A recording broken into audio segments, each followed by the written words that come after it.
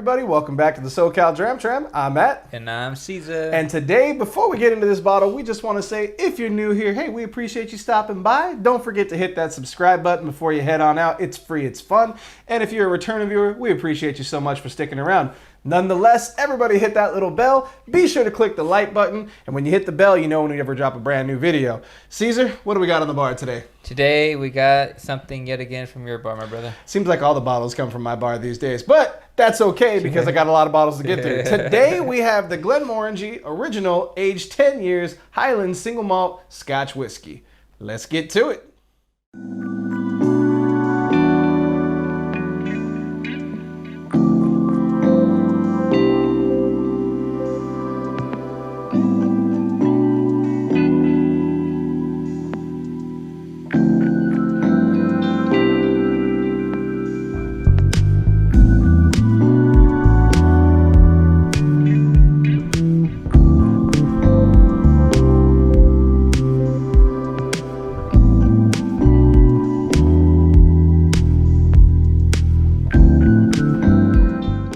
So, Glenmorangie, aged 10 years, Highland Single Malt Scotch Whisky, the original Glenmo 10.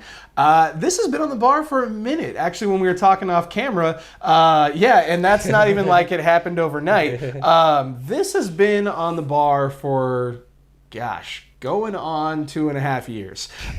So we bought this one way back in 2019 when we started our budget month series. You can check that one out up here. We basically put 10 whiskeys in a blind, saw what the top 5 were that we liked, and this guy didn't make the cut. So it's going to be very interesting. This isn't one that I sip a whole lot. It's one that I always put on the table just because it's really nice, it's really friendly, it's approachable. So whenever I have people over, if I'm hosting something or if I'm bringing whiskey over to a friend's, usually I'll bring this one because it is something that is very approachable. It's kind of entry flavor points, but I haven't hit it in a long time, so I'm excited to go back to it. It's got some corky bits in it just because it has been sitting for a minute. I know that you usually will hit this when you come over when we do reviews and stuff. What are you kind of expecting as we get into it? I'm honestly say I'm not expecting too much because I know that Glenmorangie as a company, as personally for me at least, has been a hit and miss on my flavor palette. There's been more that I've been more about than I've actually liked. So I'm not expecting too much. But then again, you know, no expectations, no disappointments, right? So let's see if it surpasses that. This is very true. I will say we've only reviewed one Glenmo on this channel, and it was kind of a heavy hitter. We actually reviewed the Glenmorangie Signet. You can check that out one out up here. Can't talk today. That one's kind of like a premium bottling. It's not necessarily that it's a limited release, but it will set you back a pretty penny. That was actually a gift from a good friend of mine, and I was really happy to get my hands on it. And when we scored it, I think it was like middle of the road for us as far as a review. Again, I can't really remember, but I want to say it was like either like 3s, if I'm not mistaken. But it was still a good bottle. It was just, was it worth the $250, close to $300 nowadays? This guy, on the other hand, 43% ABV. You can pick this up for like $30 to $35. That's not bad. And it's for a 10-year-old Scotch. For a 10-year, that's not bad. So let's get into it. Let's see what we like about this one. First off, I mean, this is like almost water. It's like so clear. It's like barely a hint of yellow. It's like really, what's the word I'm looking for? Clean. It's almost like when you start browning butter. Like if you put butter in a pan and start to melt it, it's got that kind of sheen to it, but it doesn't really have a super dark color, or maybe even like a straw. Some people will say whiskey looks like a straw color, but for me, it just kind of looks like melted butter. Yeah, it's super sweet on the nose though. Vanillas, honey. It's not bad. I wonder if it has to do with it being halfway through, but yeah, it's possible. Super opening. Says 43, maybe 28. No, I'm just kidding. Yes, super mellow on the nose. Like I said, vanilla, honey, maybe a little bit of like toasted bread in there from the malt. I'm going to get into it and see what I think. It's pretty inviting.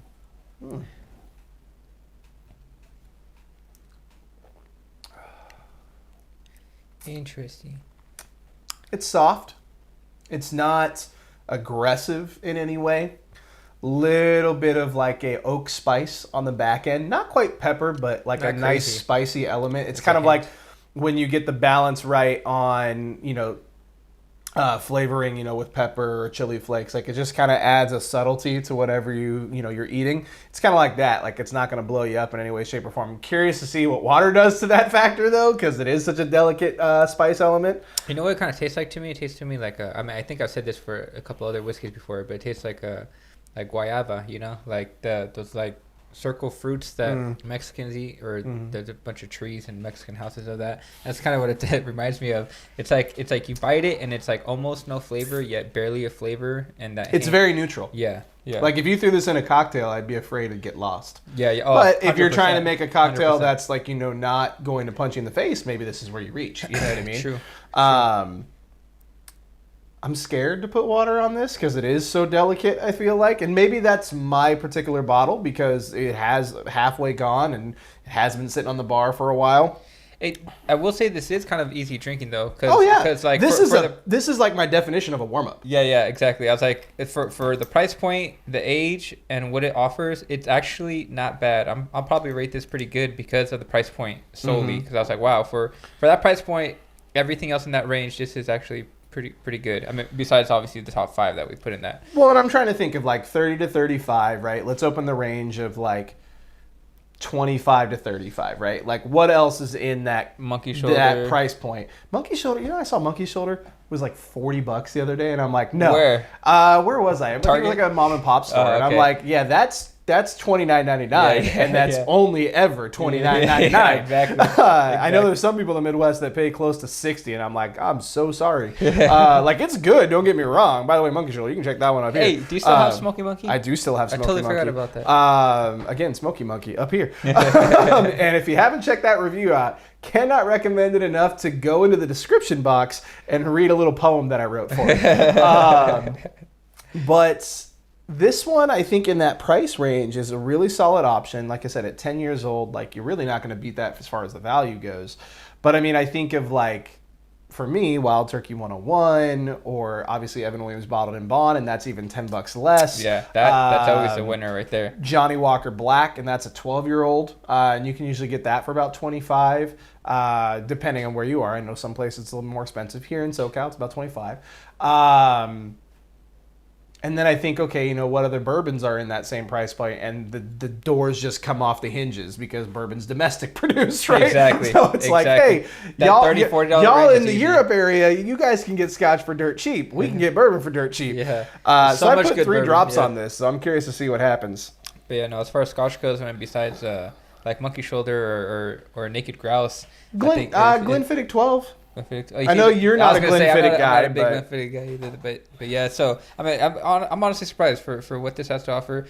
I wasn't expecting much, and I mean, it's really not too much, but for what it is and the price point, it offers a lot. So I think it's no not bad. smoke, in case you're wondering, like no smoke at all to this. The nose with the water, it almost gets a little more floral. You've talked about like that doctor's office with the flowers. To me, I'm getting a little bit of that. Maybe even a little bit of citrus, like a little bit of lemon. I get that lemon zest for sure. Let's see. I don't know. It just made the finish a little weird, but A little sour. Yeah, but other than that, it's pretty much the same thing. Yeah, I don't know. This is a tough one because the value is there, right? So I think we're both of the agreement. Don't put water on this. Don't put this on ice, right? Like, I mean, again, if you're new to spirits, like, and you have to, go for it. Like, that's not a bad thing to do. But if you have never had this and you're a whiskey drinker and you're like, I think I'm going to finally pick up a bottle of Glenmorangie 10, use this as your warm-up. This is probably where that might live. Like I said, this has been sitting in the cabinet for 2.5 years. And it's not that it's bad. It's just a little bit... what's the word I'm looking for? Seasoned? No, it doesn't stand out. Like, again, it serves its purpose. It's not a bad whiskey. It's just not mind-blowing, right? Yeah. And in a world where, and granted, like, we are very, very low on the totem pole as far as, like, how many whiskeys we've had in comparison to the west of the... The whisk of wambling.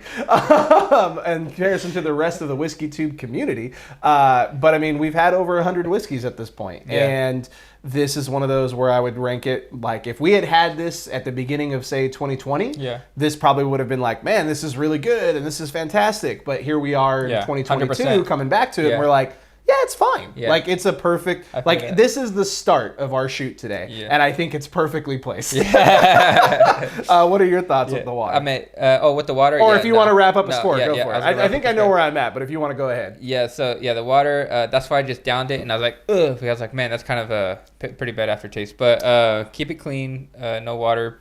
But $30, 10 years, although it's not the best, it's good for the price point it is. So with that being said, I'll probably give it like a 3.5.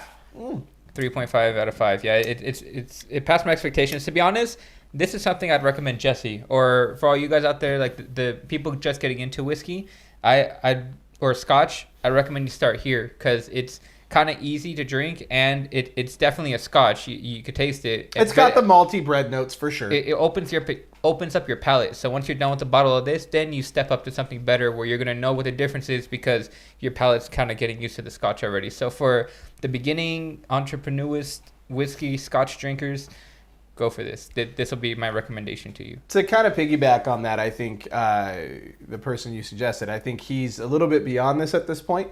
However, I think that's a great point. I think if you are hesitant to try Scotch and you're like, I drink bourbon, I drink Irish, but Scotch kind of scares me because I don't like smoke. Try this. There's zero smoke in this. Yeah. And like you get a little bit of earth, but like not a whole lot. Yeah. It's definitely sweet.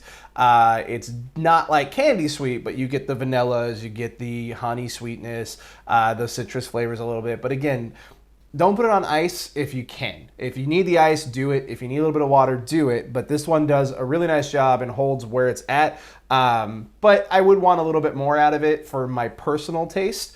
But again, 10 years at $30 bucks.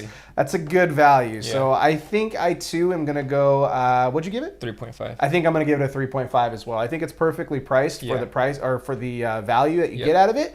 I think if this were at, say, 46, it's a whole different review. Because I think that little bit more alcohol, and I'm not even looking for a lot more. I'm just looking for 3 points, right? Give me a little bit more to play with. And again, that's not saying that like the 12s aren't there or, you know, they have an 18 and a couple other options, but I think like the foundation of Glenmo, maybe it's just not for us. But again, it's still a value. It still has a place on the shelf. When this is done, depending on what I have at that time, would I replace this? Yeah. So I think 3.5 is completely fair for this. Yeah. But do us a favor, folks. Hit us up in the comments. What do you think about Glenmo 10? Have you had another Glenmo? Should we try another one? Throw it down in the comments. We'd love to hear about it. Don't forget to hit us up on Facebook, Instagram, and Twitter. And as a personal note, everybody going, when are you going to drop a new video? When are you going to drop a new video? You know, there's over 100 views on this channel, and every review from last year is like under 100 views. So maybe go check out some of those. We're just saying, look, you can see them all right here. But until next time, you got anything else you want to add? Now, what about you, brother? Stay safe and drink well, folks. All aboard. Catch you next time. Go watch a video. Hey, everybody. Hope you liked that video. Don't forget to hit that bell for notifications. And don't forget to subscribe.